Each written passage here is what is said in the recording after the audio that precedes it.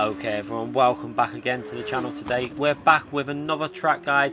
This time it's for the FIA Nations round at Bathurst in the Super Formula car. So if you do appreciate this track guide, please hit that like button, show your support, comment below, let me know how it's helped you out. I really appreciate hearing all the messages to tell me how this has helped you out. It gives me a lot of motivation. So yeah, hit that like button, subscribe, etc. So for this video we're just going to do a track guide. I was tempted to do a bit of strategy testing as well, however I don't really want to do it driving solo because I don't feel that driving solo is going to give you the best idea, especially for a combination like this where the boost button, slipstream, bit of dirty air could come into play. So for this again we're going to just go with the track guide. We're going to talk a bit about the qualifying when you're going to be using that boost, which might need to brake a little bit earlier, but this track guide is just without boost, so it's probably going to be a bit more of a guide for race. But you will need to bear in mind in the race you are going to be braking a little bit earlier as well because of the heavy fuel and then the tyre wear kicking in. But yeah, for strategy I do advise, if you haven't already subscribed to the channel, hit that subscription button, because before FIA every single round we do a test run on multiple strategy testing, which will give you the pretty much ideal strategy to run. We run top split in FIA for the European region, so we tend to get the strategy pretty much spot on. So yeah, subscribe and you won't miss out on getting that strategy sorted for the day when it comes to it. So for this, yeah, we're going to go through all the corner guides, where to brake, the points up with the gear selection and stuff like that. This car is actually quite important about the gears, and when you change up to gear you gain quite a bit of time, so we're going to talk about that now. So starting the lap, obviously try and get yourself a nice smooth exit from that final corner. Again, maximum speed on exit, working your way down into turn 1, braking just after the 100 board and about 2/3 of the way before the 50 board, nice and early on the brakes. Yeah, you see. And what you want to try and do is take quite a wide line in here. I actually turned in a bit too earlier. You want to be more on the purple line that I've put on the screen there. I took a bit of a tight line here, and this meant I didn't get the exit speed working our way up the hill. So I got onto the curb, you see the car go slightly loose there, and you can see that Ghost actually overtaking me. And the Ghost we're racing there was actually a poorly done turn 1. So I think going through this first sector I was over a 10th off my personal best in that sector alone. However, we made up into this braking zone. You're going to see here now, braking just before that 50 board on the left hand side. You're going to go down to 3rd gear here, so down to 4th, then down to 3rd gear, then straight back up to 4th gear as you hit the accelerator, as you're about to hit the apex on the right. Watch that gear change as I get on the throttle. Very important to do that. You gain so much acceleration. Watch the Ghost behind. You'll see it in the mirror pulling back there as I nearly hit the wall on the left hand side. I really nailed the corner there. And now into the next braking zone. Just as you're going through the arc on the corner there, you're going to get on the brakes nice and early again. Swing the car out to the right hand side in 3rd gear, and then you're going to go down to 2nd gear briefly, and again we're going to do something similar to what we did in the previous corner. As we get on the throttle, watch us go into 3rd gear. As we get on the throttle, 70-80% throttle, then when we feel the grips there, then put the throttle down. Don't just go straight on that 100% throttle, because this car will spin it up so much and you lose so much time. Now for these corners, this is completely flat out. We're just going to let it run up slow motion, as long as you get your lines right, as in staying close to the curbs. I like to take quite narrow lines in, shorter distance through the corners. You see, staying quite narrow there, middle of the track, and then getting into the apex here.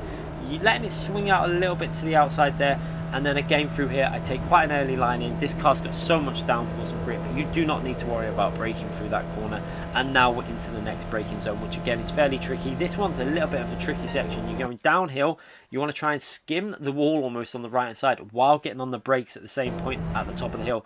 And then again you're going to straight line this section as much as possible. We're going down to 4th gear here, you can see, while on the brakes, trail braking. Then we're going to go down to 3rd gear, and again your aim is to get that right hand tyre now at this point where that circle is. You're going to be trying to get as close to that wall as possible, staying in 3rd gear, and then again you want to jump over this little bit of corner of this corner here. You want to almost cut it. You're going to see, keeping the right hand tyres just on the right hand side of that white line. If you don't do that you will pick up a penalty, but you can do it, and you can cut quite a bit off there and get on the throttle nice and early and accelerate now down towards this tricky left hand braking zone. This is one of the trickier corners on the track really. You want to try and keep your car over to the right hand side, so you're going to swing it from left to right here, and then when your car's almost straightened up, onto the brakes nice and early, and try and keep the car on the right hand side of the track. Down into 2nd gear, you're going to see here, and then again you're going to try and hug the left hand side of the wall. You really want to stay to the left, because if you don't, the camber of the corner will take you off and you'll understeer massively. So 50% throttle there, then an early upshift again into 3rd gear when we get on that full throttle. Really helps pick up the momentum and stops the wheel spin, and you accelerate out that corner so nicely. as we work our way now down the flat out section, another long straight. This is going to be probably one of the key overtaking points on this track after coming out that slow corner with that boost button. And then into the brake zone, we're going to look for the 100 board, which we're braking just short of. You see, just before that 100 board, going to go down into third gear, you see, down to fourth, down to third gear, and we're going to try and get as close to this curb as possible without hitting it. If you hit it, it can unbalance this car, so you want to almost just glaze past that curb, and then on the throttle really early, and again early upshift to fourth gear, you see there, straight up to fourth gear, and you're going to try and get over the curb on the right hand side, almost kicking the dust up on the right hand side, and keep that throttle planted now all the way into the final corner, which is a really important corner. Again, you're going to brake pretty much in between the 50 and the 100 board, maybe a little bit closer to the 100, and you're going to try and carry the speed through this corner. So you can see we're going to go down to third gear, and watch what we do here. We're going to try and almost let the car coast for a little bit, and then see we're letting the car coast there, and then back onto the throttle into third gear, trying to maintain that speed on the exit and really pushing the limits on the outside, and over the line for a 1:39.8, which I'm pretty happy with. It's P5 in the top 10 stars in the European region. So yeah, there is over a tenth to come off that, though I know we've got the potential to do it. So let's have a little look at that lap at full speed from the chase cam. You can really see how that line was compromised a little bit there. We lost a bit on the exit also. So turn one, I already know I've done it, I think a full tenth faster than what I did it on this lap. So there's another tenth that I could take off this, but I won't be wasting my time too much with it, because this is obviously just, the qualifying is what matters. But I just wanted to get this guide out. You see, very close to the wall there. That is where we really gain the time with the commitment through there, getting close to the wall, and again, getting very close inside that curb. You want to try and skim that white line on that left-hand corner and slowly feed in the power through. It's really important to get this car picking up the traction before you just put the accelerator down. If you don't do that, you're going to lose, like I said earlier, you're going to really lose a lot of time. It's really important to get them shifts right. Sometimes it's better to just give it a little early upshift and let that traction, you know, bite the rear tyres into the tarmac. Now through here again, you can see that corner cut there. Just as long as you keep your right hand tyres on the right hand side of the white line, you will not pick up a penalty. But be careful, especially in the race, it is very easy to pick up a penalty there. And again, that final corner is going to be so important for your overtaking. If you can get that right consistently, you should be able to defend with the boost button. But if you make a mistake down, a car behind you gets a really good exit and gets on that boost button a little bit earlier, they're going to be attacking you down into this braking zone. This is going to be the key area where I think overtakes are going to be able to be done. There's nowhere else I can really see.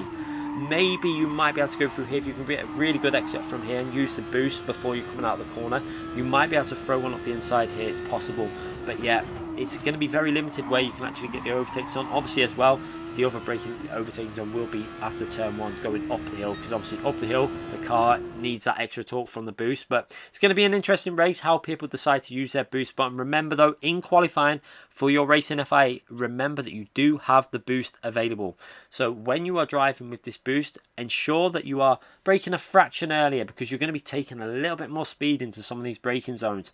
And remember, it's only a 5-minute qualifying, so you are going to pretty much have the full usage of the boost for one lap. That is the way that I would go with it. Risk it all for one lap. It's no point saving it for 2 laps. Just get it all out there for one lap and you will gain a massive amount of time. I expect to see some very, very fast lap times by doing this method, because obviously we now have no fuel for qualifying. It's going to give some really impressive lap times, especially if you nail it with that boost, getting out of some of these corners. It's going to be quite tricky to do, but yeah, get used to it, practice it, brake a little bit earlier into some of these corners in the race. Bear in mind that you can have tyre wear, that extra fuel as well, and you want to be saving some of this boost as well for obviously defending. But one thing to bear in mind as well, I'm not sure if fuel is going to be involved with this race, so make sure you check out on the strategy when we do it, probably tomorrow.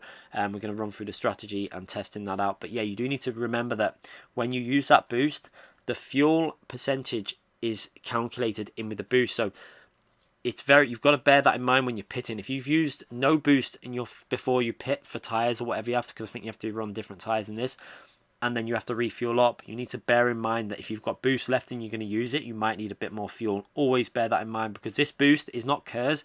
It is basically more fuel being pumped through the engine to give you more power. So just remember that. Anyway, hope this guide has helped you out. Please hit that like button, because it really does help the channel out. Subscribe to the channel if you haven't already. Hit that notification button, and I'll see you again for more videos. Thanks again for watching, everyone.